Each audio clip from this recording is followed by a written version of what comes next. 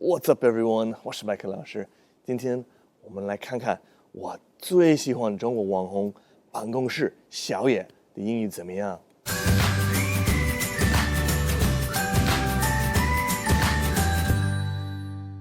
Welcome back to another episode, boys and girls. I hope you had a great New Year.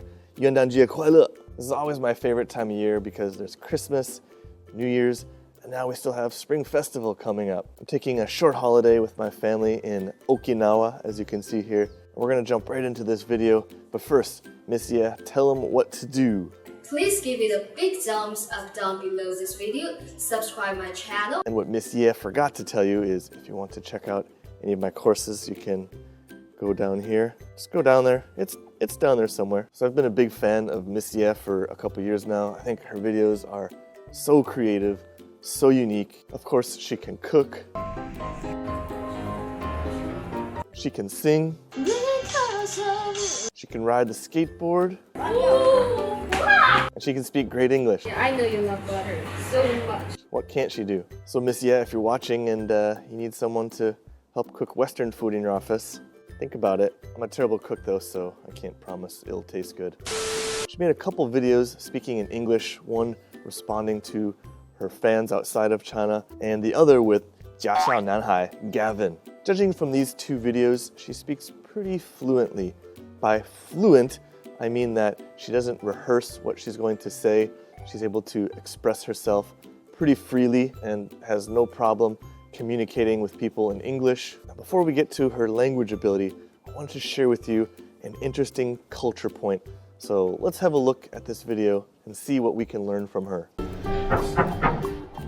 Hi, hey, come on in. Wow, beautiful hair. Oh, thank you. I love your earrings. So here she's meeting Gavin's mom for the first time, and she said, "Beautiful hair." And Gavin's mom responded, "I love your earrings." I can't speak for all Western cultures, but definitely in the USA, it's very common to say something nice about the other person. For example, women might say, "Oh, I like your shoes." "Oh, that's a cute dress." "Did you cut your hair?" "I like your earrings." Now, men might do the same, but probably in a little bit different way, like, "Oh, really cool car. How fast does it go?" "Did you catch the game last night?" "Can you believe this weather?" Maybe guys don't exactly compliment, but they're just trying to find something in common to start a conversation. Let's listen to her English a little bit. One thing she is excellent at is grammar, and particularly verb tenses. This is possibly the hardest thing to learn about English, but she doesn't have any problem with it at all. I will go to Vietnam to shoot some videos next month. I will go in the future tense. Gavin's Chinese burger is done. Is done now. Present tense. In high school, I majored in science, and in college, I majored in directing. Majored in. Past tense. Perfect. Are you single? Yes. Yes, I'm waiting. I'm waiting means right now and still probably in the near future. I remember the episode which I fried the fish on my hand. I tried it for hours. Fried the fish. Again, perfect grammar, perfect verb tense. Of course, if you're getting your verb tenses wrong, it might not change the meaning of the sentence too much, but if you're getting it right, it will definitely make you sound much more fluent like it does for her. All right, next, let's look at the use of her English slang. The guy sits opposite to you is your boyfriend, isn't he? No. He's not my style. He's not my style. 他不是我的菜. This is a great saying we use all the time in English. That's not my style. She's not my style. You can use this in so many different situations, whether talking about a car, a person, a job, an activity, food, anything. Why you don't speak at all? It just happened, no reason. So oftentimes I hear no why, but she said no reason, which is the correct thing to do. So 没有为什么不是 no why. It is no reason, no reason. So even though she speaks quite fluently, there are a few pronunciation issues I wanted to point out so we can learn from them. One of them is the common problem of th. The becomes z.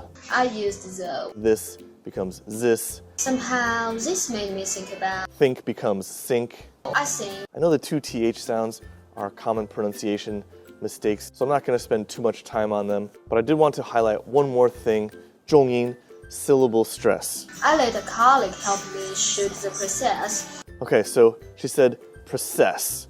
Now, in this situation, it does not change the meaning of the sentence. However, the syllable stress should be on the first syllable, process, not process. This is something we need to be careful of when we're talking about words with 2 or more syllables. In some situations, it does change the meaning of the word. Address, address. Content, content. Desert, dessert. Record, record. And so on, and so on, and so on. It's not a lot of these kinds of words, but it's important that we know which ones can have different meaning based on different syllable stress. Okay, we need to talk about Chinglish a little bit. There was one part in here where I was just like, Thai Chinglish. I live in Chengdu, and it's also hometown to pandas. Welcome you to Chengdu to find me play together.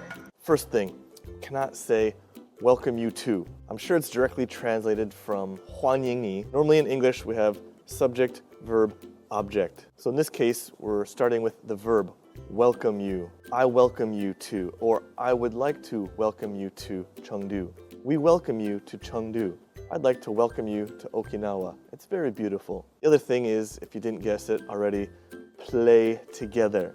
We can play together. I can't explain it, but in English, when 2 adults are talking about playing together, it just sounds so weird. So weird. So here are the rules. Adults can play games and sports together, but if it's just spending time together, we just say hang out or hang out together. If kids are pre-teenagers, then we can talk about them playing together. After they become teenagers and start becoming adults, it just sounds weird to say play together. I don't know why, it just is. 所以如果你要把这一句话翻成最地道的英语，就是 I'd like to welcome you to Chengdu so we can hang out together. Overall, like I said, she speaks very fluently. She can express herself freely. I think if she improved on a few areas of pronunciation, she'd be much, much closer to a native speaker level. She's already got a great handle on grammar and verb tenses, which is the biggest battle of them all. All right, boys and girls, I hope you learned something from this video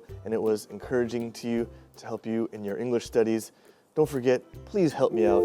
Leave me a like, subscribe to my channel, and don't forget, if you want to study with me further, all my class information is below, down there somewhere, and I will be back to China very soon. 我是麦克老师，下次再见。